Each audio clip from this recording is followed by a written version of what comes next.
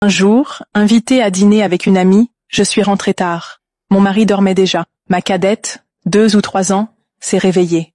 Elle voulait que je m'allonge avec elle, alors je l'ai fait. Le matin, mes enfants m'ont réveillée. Maman, papa ne se réveille pas.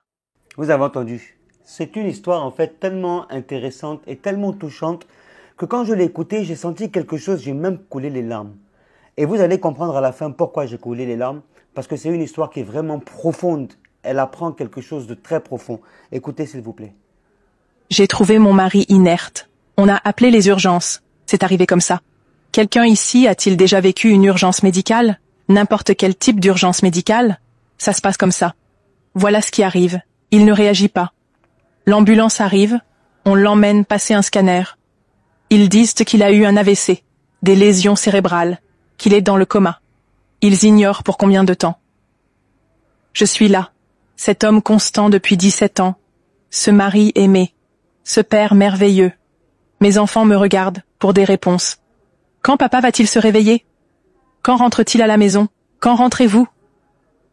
Je ne sais quoi leur dire. Il est dans le coma et les gens arrivent. Ils apportent des cadeaux, des doigts, le Coran, de l'amour et des gens merveilleux entrent dans votre vie quand vous en avez besoin. Et je suis là, c'est moi qui dois appeler sa mère. C'est son Benjamin, je dois lui dire « il est dans le coma, ils ignorent s'il se réveillera ». J'entends le cœur d'une mère se briser et j'envisage tous les scénarios. S'il reste dans le coma 3 ans, que se passe-t-il alors? Les gens font une chose intéressante quand quelqu'un est dans le coma. Ils viennent raconter des histoires miraculeuses. Avez-vous entendu ces récits miraculeux? Je connaissais quelqu'un, 6 mois de coma, il s'est réveillé, il allait bien. Ma sœur, tout ira bien. Ma sœur, j'ai entendu parler de quelqu'un dont le mari est resté dans le coma pendant 3 ans. Et quand il s'est réveillé, tout allait bien. Ils ont eu un autre bébé l'année dernière. Ils pensent que c'est réconfortant. Je ne le sais pas, parce que je ne sais pas comment naviguer dans ma vie avec mon mari dans ce coma. Mais Allah est le propriétaire des cieux et de la terre. Et c'est lui qui décide. S'il sera dans le coma pendant combien de temps, j'accepte. Puis ils disent, quand il se réveille, il peut avoir de graves lésions cérébrales. Il se peut qu'il ne vous reconnaisse pas, vous ou les enfants. Je dis, Allah est le propriétaire des cieux et de la terre. Il décide, et si mon mari se réveille, et qu'il n'est plus l'homme qu'il était, j'accepte. Et puis, et s'il ne revient pas? J'ai passé en revue tous les scénarios, c'est ce que vous faites. Vous passez en revue tous les scénarios. Qu'est-ce qui pourrait bien se passer? Et Allah me donne la chance d'accepter chaque scénario. C'est entre vos mains. Quoi que vous décidiez, je l'accepte. Un jour, une sœur m'a raconté une histoire réconfortante. Elle a dit, il y avait un couple avec une fille.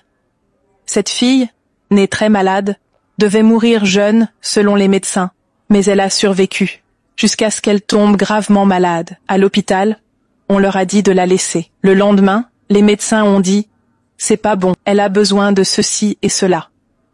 L'homme dit à sa femme, pas encore. Le lendemain, on leur annonce que leur fille est décédée. Le mari dit, maintenant, et ils se prosternent en sujude. Le personnel hospitalier est stupéfait. Que se passe-t-il?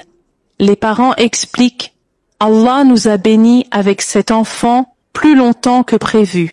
Nous avons eu la chance de la connaître, l'aimer et d'avoir l'honneur de prendre soin d'elle.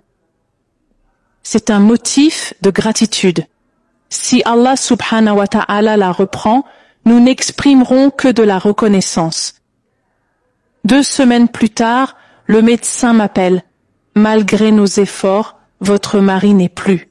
Votre mari est retourné à Allah. J'ai dit, merci, j'ai raccroché et je me suis prosterné en gratitude pour ces 17 années, nos 5 enfants, l'amour, les souvenirs, le réconfort et ce vêtement béni qui m'était prêté pendant 17 ans. Prêté. Frères et sœurs, nous, êtres humains, sommes ingrats. Au fond de presque tous nos problèmes, on trouve l'ingratitude, prenant tout pour acquis, croyant mériter plus. Pourquoi n'aurais-je pas ce qu'un tel possède, ce que j'avais, ce dont j'ai toujours rêvé? Nous tenons pour acquis les gens dans nos vies, y compris nos conjoints.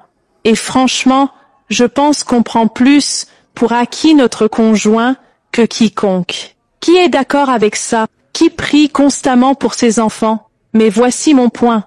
Pourquoi je raconte cette histoire? Car je veux que vous, mariés ou futurs mariés, Inch'Allah, vous vous réveilliez.